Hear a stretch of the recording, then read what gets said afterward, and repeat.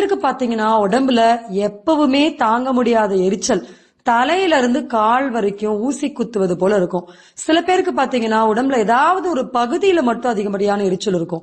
காதுல கண் எரிச்சல் இருக்கும், உதட்டுல எரிச்சல் இருக்கும். சில பேருக்கு கைகள்ல ஏதாவது ஒரு பகுதியில, விரல்கள்ல ஏதாவது ஒரு விரல்ல, இல்ல கால்கள்ல தொடைப்பகுதியில, தொடை இடுக்குகள்ல, யூரின் போற இடத்துல, மோஷன் போற இடத்துல தாங்க முடியாத எரிச்சல். அது போல காலுடைய பாதத்துல இந்த மாதிரி எரிச்சல்ல பலவிதமான எரிச்சல் இருக்கு.